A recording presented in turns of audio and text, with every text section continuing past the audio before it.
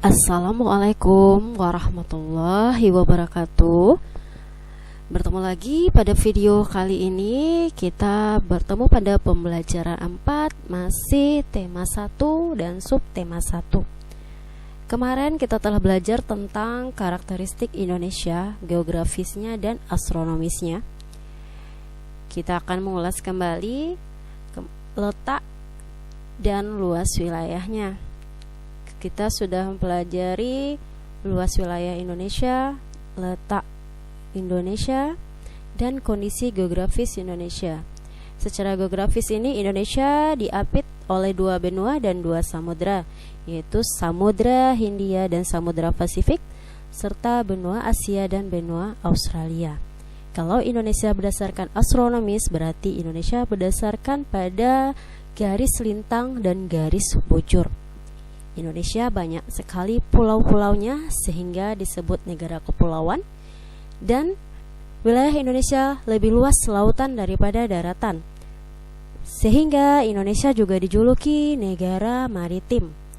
Mari kita akan membahas lebih jauh lagi tentang pulau-pulau besar di Indonesia, khususnya 5 pulau besar di Indonesia: Sumatera, Jawa, Papua, Kalimantan, dan Sulawesi. Kita akan melihat kondisi geografis dari kelima pulau tersebut.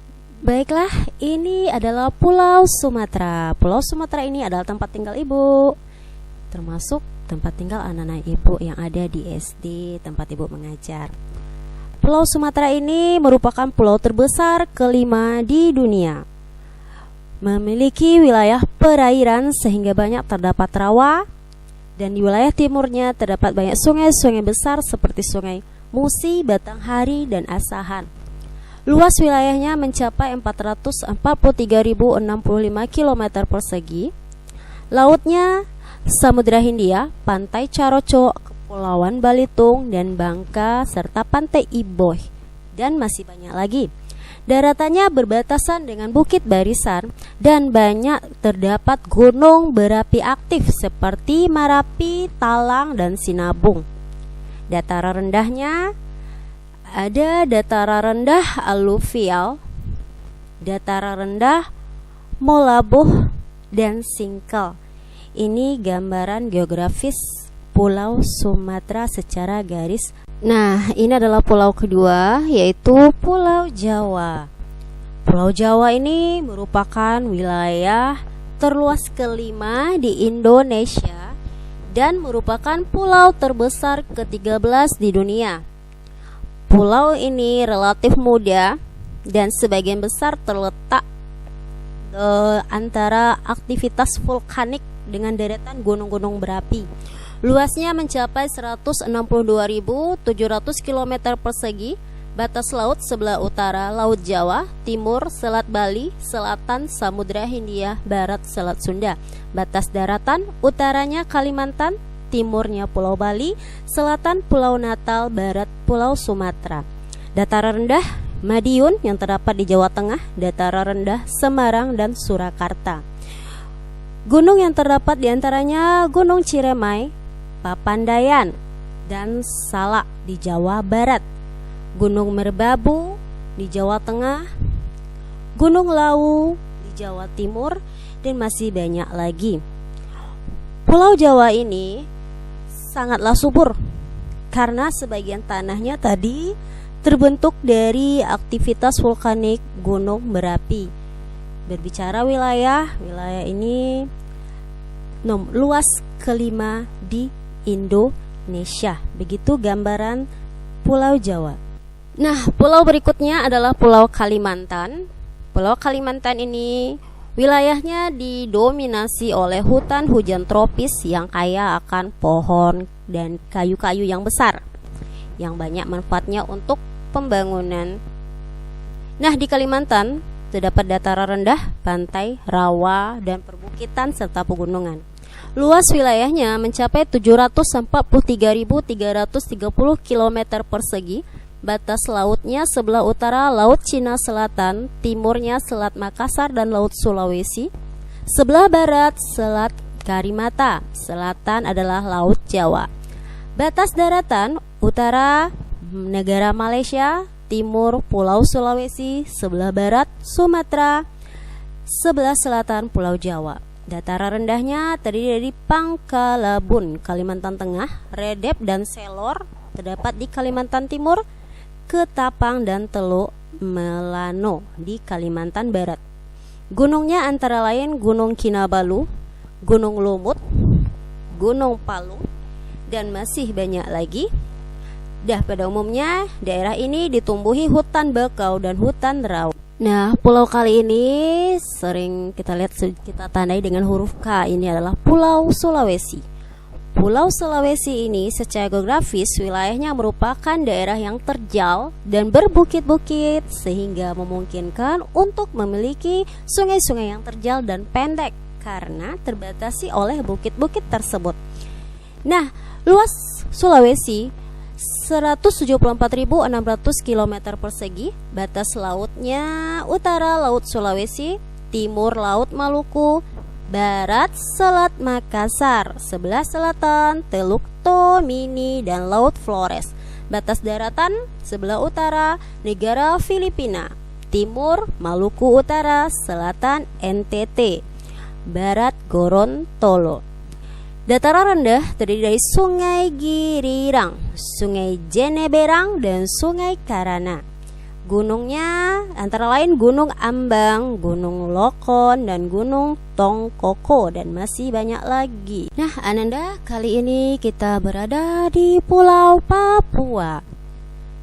Pulau Papua adalah pulau terletak di utara Australia, yang mana pulau ini merupakan pulau terbesar di Indonesia dan termasuk pulau terbesar kedua di dunia setelah Pulau Greenland.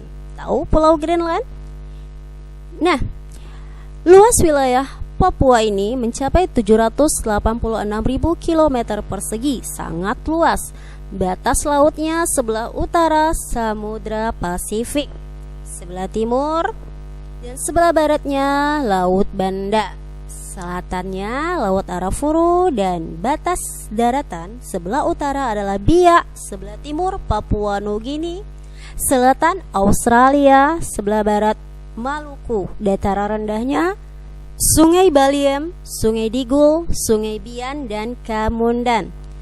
Gunung antara lain adalah Gunung Piramid, Gunung Jaya Wijaya, dan Gunung Trikora, dan masih banyak lagi pulau di Pulau Papua ini. Lebih dari 71% wilayah Papua merupakan hamparan hutan hujan tropis yang sulit ditembus. Nah, puncak terkenal tertinggi di Indonesia ini adalah di Papua, puncaknya Jaya Wijaya. Jaya Wijaya ini ditutupi oleh salju. Kalau kita ke Papua, kita bisa melihat salju. Nah, itu gambaran dari Pulau Papua. Pulau Papua, pulau terbesar di Indonesia. Baiklah, Ananda kelas 5, tadi kita sudah menyaksikan keadaan geografis pulau-pulau besar di Indonesia. Selanjutnya tugas pertama, tulislah luas, batas laut dan batas darat serta dataran rendah yang terdapat di 5 pulau besar dan gunung yang terdapat pada 5 pulau besar di Indonesia. Dapat Ananda kerjakan sesuai pada buku yang ada pada buku tema halaman 32 sampai halaman 34, karena Nusa Tenggara Timur tidak kita buat. Silakan Ananda kelas 5. Tadi kita sudah mengenal kondisi geografis 5 pulau terbesar di Indonesia, yang mana kondisi geografis ini merupakan modal atau dasar dalam pembangunan nasional. Namun, kondisi geografis bukan semata modal untuk pembangunan nasional, ada lagi yaitu nilai-nilai Pancasila. Nilai-nilai Pancasila salah satunya adalah nilai gotong royong, merupakan modal dasar pembangunan. Ini ada cerita singkat tentang modal dasar pembangunan. Nanti setelah membaca cerita ini, Ananda silakan jawab pertanyaan yang telah Ibu sediakan. Gotong royong modal dasar pembangunan. Gotong royong merupakan modal dasar bagi terciptanya suasana kemasyarakatan yang harmonis. Mengapa demikian? Karena dengan bergotong royong, masyarakat akan sering melakukan silaturahmi dan kerjasama, sehingga terjadilah solidaritas.